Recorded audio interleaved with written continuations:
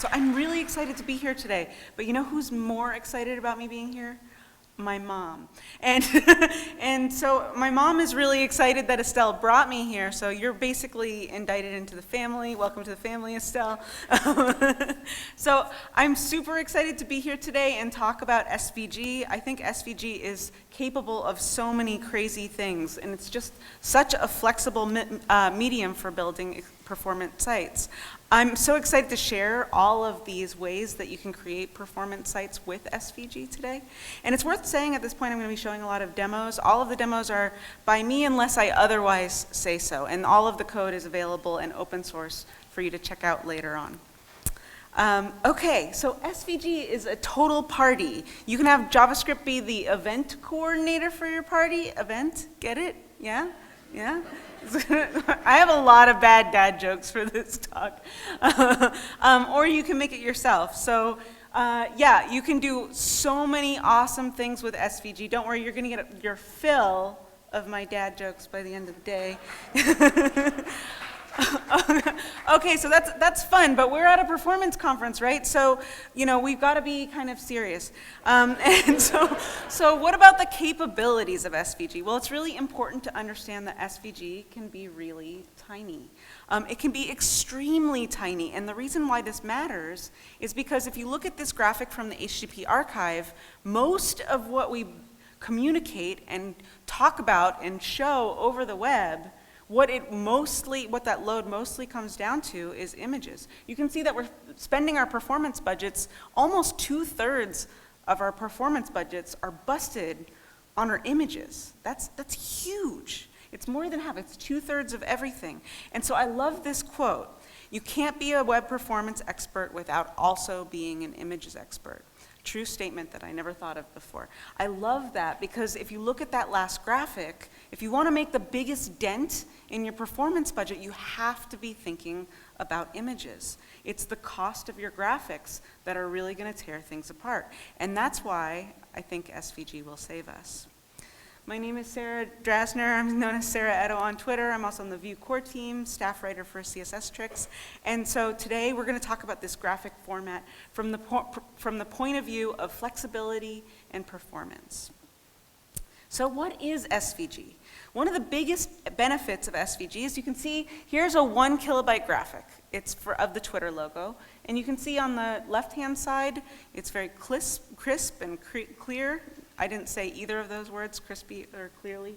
And then on the other side, we've got PNG, which is basically these blocks. And yeah, we could add more data to the PNG and make it crisp as well, but we'd be adding more data.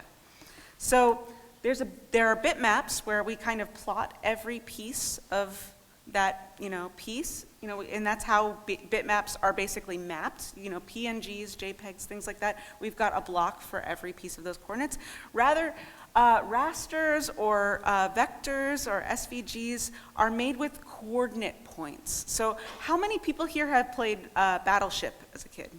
Yeah, like most of us. It's the same kind of concept where you're like A2, B3, and then you draw a point between them. You don't really kill the SVG with the Battleship, but that's beside the point. That's basically how these things are drawn. We find different coordinates within a coordinate system, and then we're drawing lines in between them. So if we have raster and vector, they're both good for different things, right? You can't necessarily just exchange all of the things for SVG, and you sometimes might not want to. So photos are really great for raster. Photos are really great for things that are bitmap oriented. But vector is really good for icons, logos, illustrations, charts, for things like that. And we're going to dive into some of the use cases for that today, and I'm even going to live code for you, even though I hate that because I love you. That's my love language, is live coding. There's a couple different things between SVG and the SVG DOM and the regular DOM. They're not that many dissimilarities, but there's a couple, so let's cover those real quick. For the regular DOM, we're going to be using background and border colors to assign colors for the background and the border, but we're going to use fill and stroke for SVG graphics.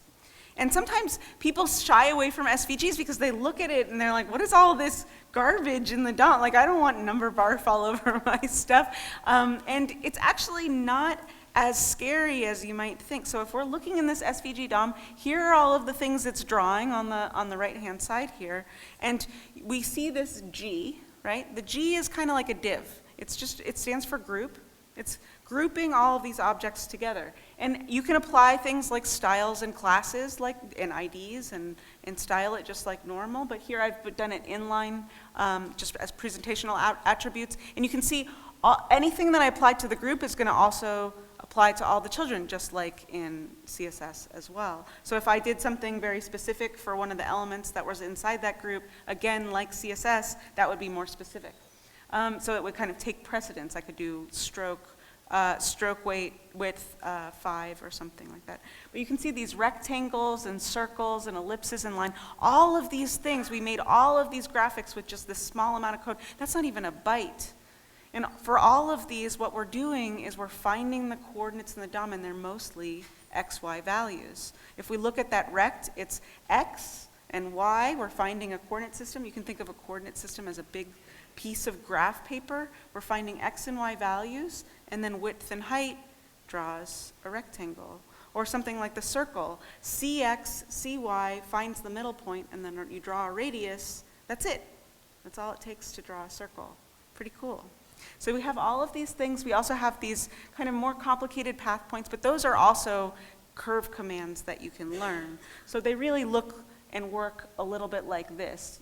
Some of it's a little bit hard to see on this screen, but you can see it's a piece of graph paper, and we're basically pulling, saying, go from this point, x and y, this point, x and y, and then we're going to get this like Bezier handle, x and y, and we can pull it around, and it makes a curve. How cool is that? You like just told the computer a few things like x, y, x, y, x, y, and it can draw a curve. I just think that that's so cool. So then, you can do things like this where you can like make slinkies out of code. And this is just basically me using request animation frame and changing some control points using template literals in JavaScript. I just know where those little curve handles go, and then I manipulate them. So I can make cool pens like this one that celebrated the Yarn release, where I'm like changing the path value and doing something, and then I'm like distorting it. We're not going to talk about distortion filters because that's performance negative. Definitely. Don't do that. So in this pen, I drew this little spaceman and a cow, and I throw the cow over the moon, and every time I throw the cow over the moon, the spaceman's like, ah! And my friends were making fun of me because they can actually throw the cow way better than me. I'm not very good at it, but this uses draggable, just like you can use for the DOM, and it's touch and device enabled for mobile. But the cool part of this demo is it's 2 kilobytes gzipped. All of the code is 2 kilobytes gzip because they're pretty simple shapes for all of those things. And so you can accomplish really crazy interactive and awesome things with just 2 kilobytes. So they're good for things like loaders because they have the potential to be so small. Smashing Magazine had hired me to do the loaders for their checkout experience. So it's just this, I didn't design this, I just animated it. It's this cat looking around. They gave me the thing and they said, oh, it's pretty big. It's like 75 kilobytes. I'm like, don't worry about it. And I optimized it and I worked with it for a minute. And now it's 6 kilobytes gzipped. It's not a lot of data to transfer. And if you think about GIF loaders are actually pretty big. They can sometimes be megabytes, and some of them are ugly and big, which is like neither of the things that you want to accomplish on the web. SVG can be great for beautiful and performant animations. I didn't do the design or dev for this. The artwork is by Vera, and the animation is by Kono Animation. And I just think that's super cool. And it's also 19 kilobytes for the whole thing. And if you consider a hero image on a site, when you go to a site's marketing page, and it's this giant image that takes up the whole thing, and it's like megs or at least hundreds of kilobytes, you can have something that's engaging and performant and small and great for users in different places where there's not high connection speeds. So SVGs can make other things smaller. So check this out. If you use the SVG, JPEG NV, yeah, it's very slow, sorry. It's a recording of me, I should have sped it up. I'm just finding a random graphic here. But the graphic that I found was 38 kilobytes, and it reduced to 16 kilobytes. I didn't even find like a particular graphic that was especially good on, but it masks certain areas and allows us to show only what we need to communicate. So SVG can actually make some other images smaller too. It's really cool. You should go follow the guy who made this. It's really, really neat. So Tammy Everts wrote this really cool book called Time is Money. And if you haven't read it, and you're in this audience, you should definitely read this book. But she talks about how we can do front-end optimization. And some of the things that we can do to create front-end optimization is reduce the payload of the HTTP request, reduce the number of HTTP requests, optimize client-side priorities, and target the specific capabilities of the client browser. Those are some of the things that we can do to make things more performant. And of these, SVG really helps reducing the payload of those HTTP requests and reducing the number of HTTP requests. So we're going to dive into why those two things are true. Those are the two things that it helps out with. So let's talk about reducing the payload of the request. This is demo time. I'm not sure how this is going to go. Probably not well.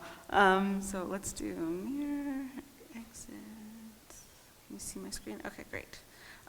Okay, so Estelle has this cool image of herself.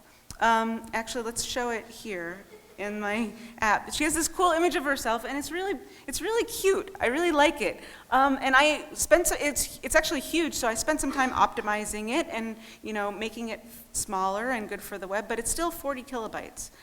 So then I brought it into Illustrator, and you can see this is the kind of graphic that looks like it might be a good candidate for vector. I asked her if she had a vector. This is just a PNG that I'm turning vector by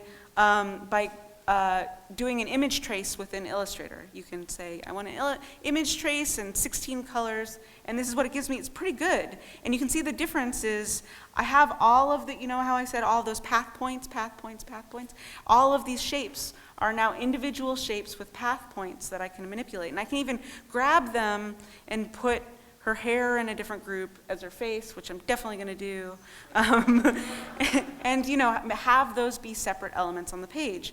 And from there, what I'm going to do is I'm not going to say save as, like you might think. We're going to say export and export as. And the reason why we're going to do that is because the person who works on the export settings is Dmitry Baranovsky, who wrote Snap SVG, and he knows SVGs very well. So the export settings in Illustrator, I've worked with Sketch and all of the, Inkspace or whatever, for all of them, and this is really like the bee's knees of export settings. So I'm going to, say I'm going to export this, I'll, replace, and you can decide if you want styling with internal CSS, inline style, presentation attributes. You can decide what you want your font to be, because there are actually fonts available in SVGs and ways to do real, actual semantic text within SVGs and things like that. So I can show the code even, and we can see that we've got one of those G. Remember we talked about G? GID is the face, so any IDs, anything that we name these things are going to end up being IDs here. So that's pretty cool. So we'll just cancel out of this and pretend. It's going to be like a baking show where I look, we're putting it in the oven, and then it comes out of the oven because we're like low on time, So we're going to open this trace original, and you can see immediately that we bring, first of all, it's 25 kilobytes. That's a lot less than our PNG, right? And then we've also reduced it by 83%. When I look at, you can have whatever kind of settings you want here. I strongly suggest you visit this before getting on a plane.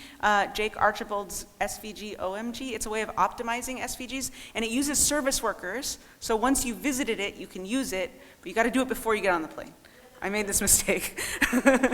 And there's all these things that you can kind of click. I'm not going to say clean IDs because that will remove the face thing that I talked about before. I'm not going to merge paths because sometimes I do animation. If you're doing icons, you can totally merge paths, no problem. But you can also see the markup. So you can see our little GID face here. Perfect.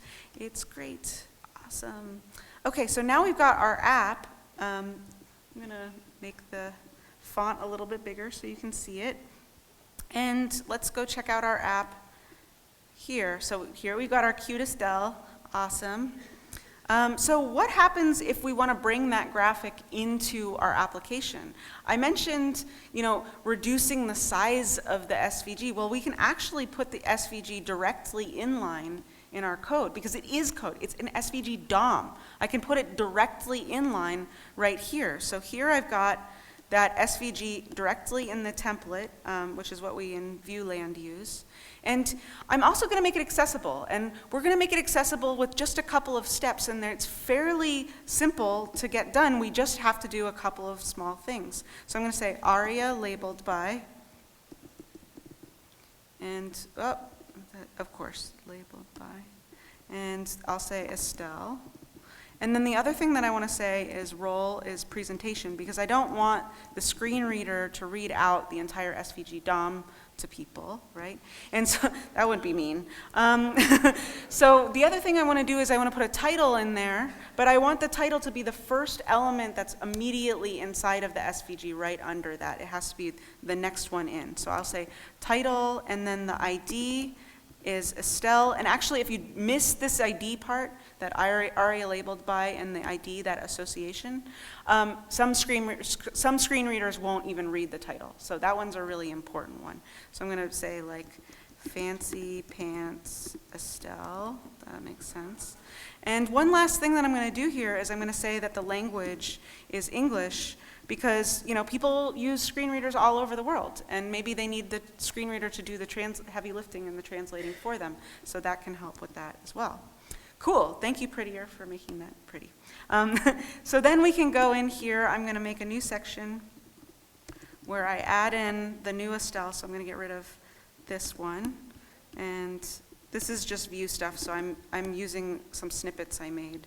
So I'm going to say app graphic Estelle, and then I'm going to use that here, app graphic Estelle, and that will close it off. And then I also want to give it the same width so that you can compare the two as the other one. So that one had 300 and 300, and now we have two Estelles. Cool. They look the same. Like all of that, and you're like, okay, whatever, we have two graphics.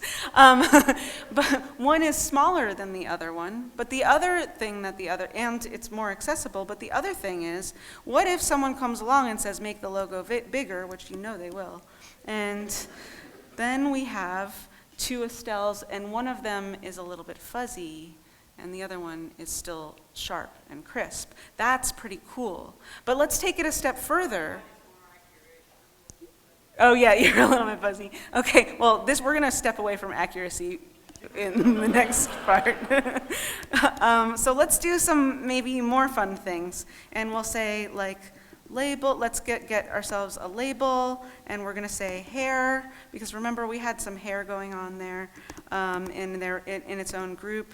And then I'm also going to say input, no, I want Emmett, thank you, input type color, and ID is hair, that's associated with the label. And then I'm going to say vModel is hair color.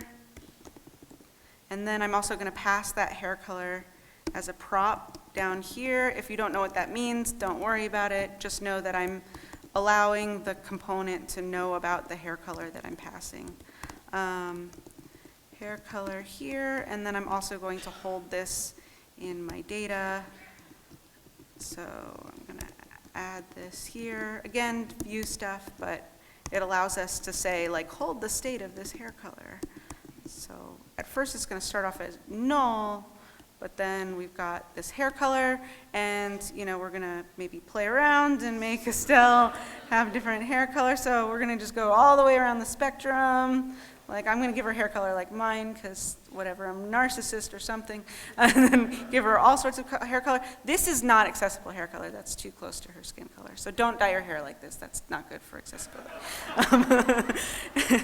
Cool. Okay. So we'll go back to our presentation here, and let's see if I can go back here, display.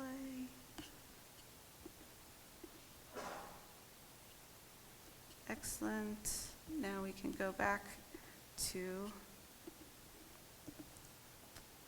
so SVG OMG, that's a really, really great resource. I've included it in the slide link. You definitely want to use that to optimize your SVG. But there's another thing that you can do. Sometimes people will hand you these SVGs that are enormously large, and you're like, why is it enormously large? Well, all of those path points that we talked about are data that you're going to be transferring, right? So if you have something like a texture like this, no human is going to discern if you have more of these path points or less. Like, they're just not going to be able to tell, and you can kind of achieve the same thing. So one thing that you can do in Illustrator is you can go in and say simplify path and change some of these dials, and you can see that the original started off at 1445 points and ended at 800. That's a huge amount of savings. That's way bigger than what we just saw in SVG OMG even. So by thinking about those path points and what we're communicating, you can actually make things smaller too.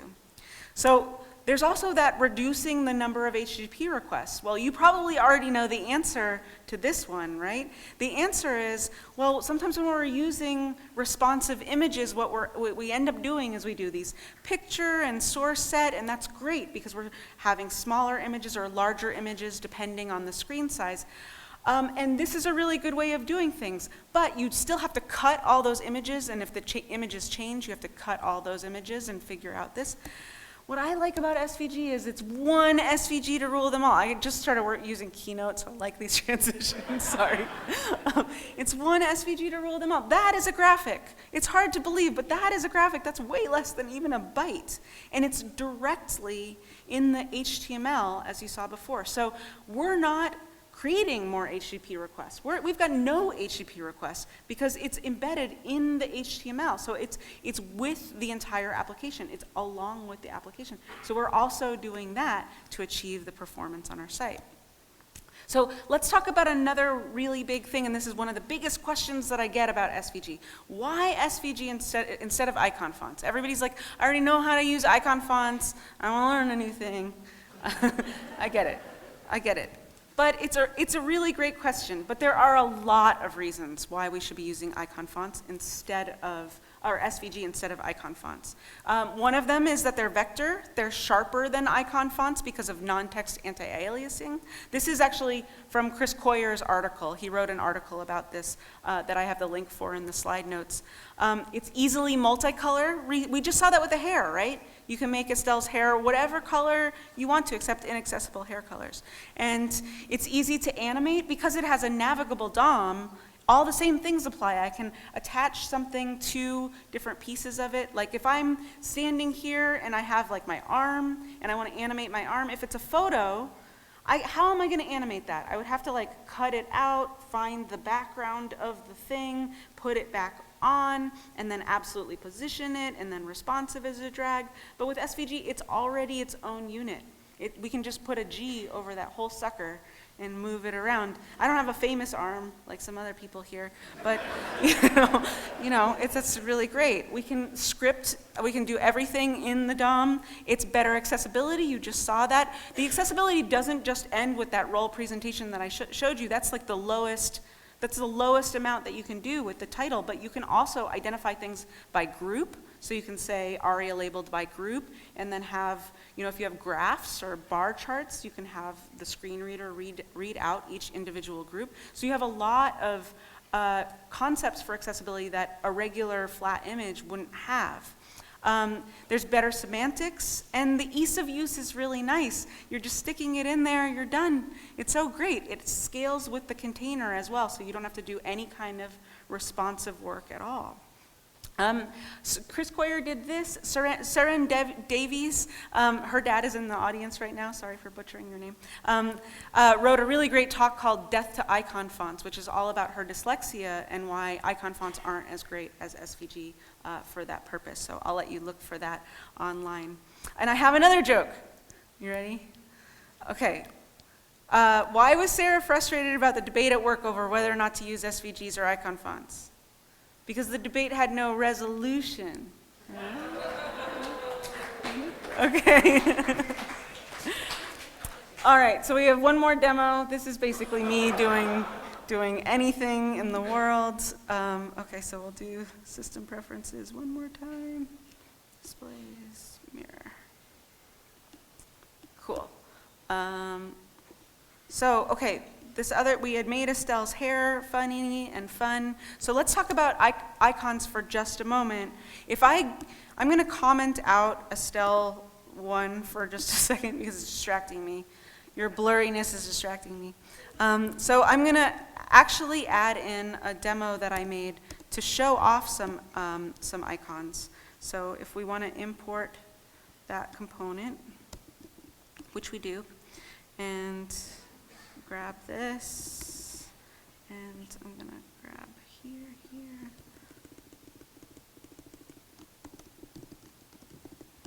And then up here, I'll do app icon demo. What we have is this inline icon concept that we have all of these different icons and we can make them any size. And the way that this works, if we look at that icon demo, is first we have this base and the right, and we're able to pass all of these props down and change these on the fly. So that icon base has a bunch of default props, but we can also change them up. We have width, we have height, we have view boxes, we have the aria tag, so we can change the name, and we can even change fill colors. But the other thing that we have is the icon color is just intentionally left as current color. And what current color does, if you do nothing else, learn this part today. For fill and stroke, if you put in current color, it will inherit whatever color the text is around it. So if I go and I say, okay, I have the icon demo in this P tag, I'm going to style it with the color of red, then what happens? All of the text gets updated, but so do all of the icons as well. So that's really flexible. We can use that for all sorts of different SVG icons. So I have this base, and then I pass into this slot. Or if you're using, React, we can use render props. We can use higher order components. There's so many ways of doing this in different component systems. And in this app icon right, I basically have a G with some paths in it that I'm passing through, and I can change that up per thing. So let's go back to Estelle, because we love Estelle. But we got to find out if Estelle loves us back. So I'm going to make a button here, and I'm going to say span, and then I'll say Estelle loves you. Yay, that's awesome. But maybe sometimes Estelle doesn't love you. Uh-oh. And then for that button, this is kind of view stuff. I'm going to say is showing is equal to is not is showing. So I'm just toggling a Boolean, and I'm going to say v if it's like just a conditional. So if it's showing, then do this, and v else. If not, show that. And then down here, I'm going to add the is showing.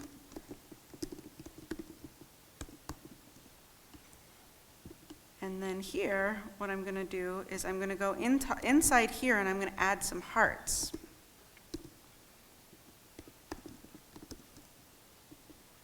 And we're going to make sure that those are showing or not showing the same way. If is showing. So then we need to bring in those icons, the icon base and also the icon hearts, so that we can, see both of those working. So we grab this, heart, and base. Nope, base. So then in here, we can, inside of our hearts, let's add the app icon base, and we're going to close it off, and inside there, we're going to add our app icon heart. We're going to give it a view box that's a little bit bigger because we want it to be a little bit larger and show everything. So view box is 100, width is 60, height is 60, and the icon color is going to be crimson. Cool. Now let's go back to here, refresh. We've got Estelle doesn't love you. That's you.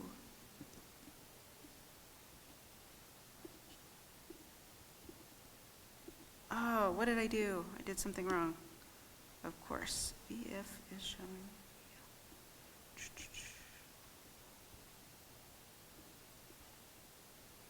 Hearts. Crimson. Oh, it's because this needs to be on the icon base. That's silly. We knew I would mess up. It was just a matter of how. So Estelle loves you. Oh. But we need two hard eyes, right? So we got to put another one on there and put it a little bit apart. So we'll do style, transform, translate x, 45, x. All right, let's see how that suits us. Estelle loves you. Estelle doesn't love you. Cool. So now we know how we can reuse those things, and it didn't actually take us that long to get there.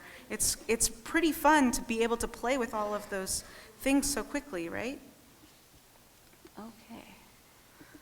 So you can also, you don't have to be crazy like me and make all of these icons yourself either. You can just dump a bunch of SVGs in a folder and have Webpack do the hard work for you by using either one of these GitHub repos. So like if you don't want to be nuts, this is a really good way of not being nuts. One thing that's really cool is that you can actually adjust things on the fly with SVG. So, you know, if you ever make like a logo and then people are like, oh, thin is in, like we gotta make our logo thin style, and then make the logo thick, and then like maybe, oh, we gotta change the kerning, long, big kerning is in, and then like make the logo bigger or smaller. You can do all of that stuff with SVG without cutting new graphics every week and like wanting to kill your design team. It's awesome.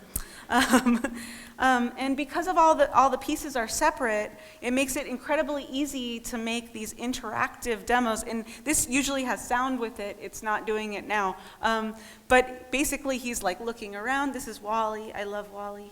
And he's looking around, and then he reaches out for his cockroach friend and kind of like grabs at him, and we're going to talk about how this was made really quick. So basically he's got like one animation that like moves his head around and stuff and flips him when you move across the page.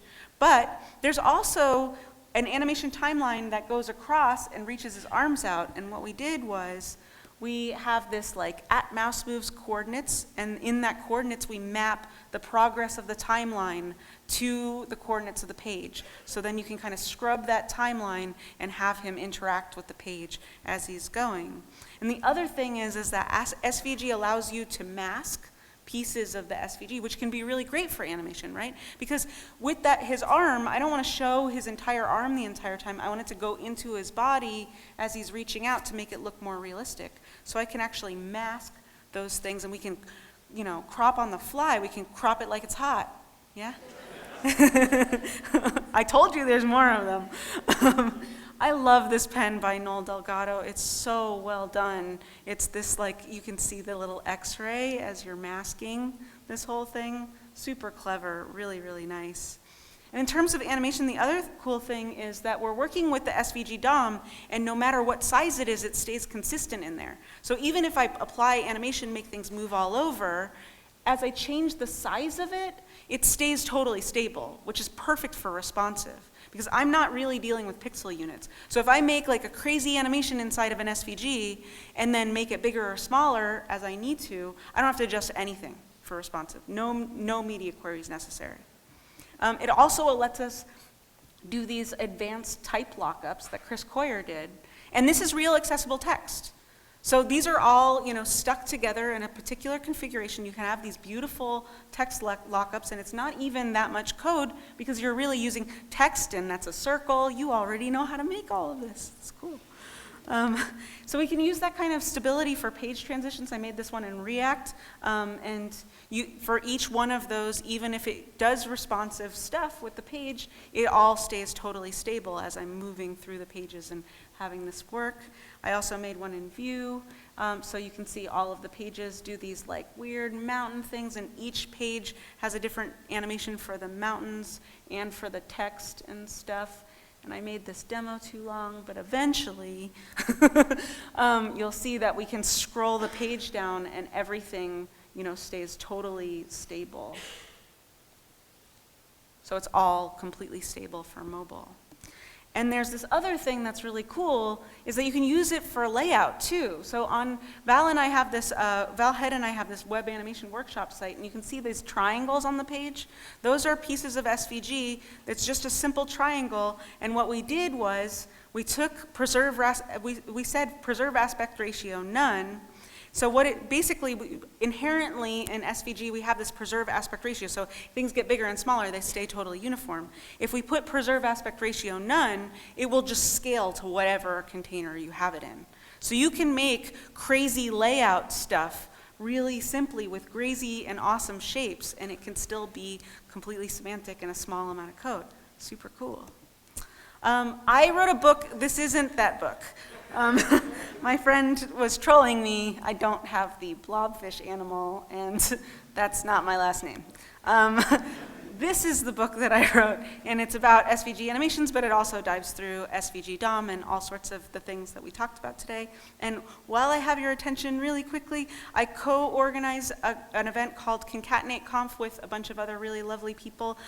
It's a free conference for Nigerian and Kenyan developers, and we are looking for sponsorships for next year. Gatsby, who's one of the sponsors of this conference today, helped us last year, and we're very thankful for them. Mina was one of the speakers for last year. We're really grateful to her as well. But so if you want to make this happen, either personally or through your company, we would really super appreciate it.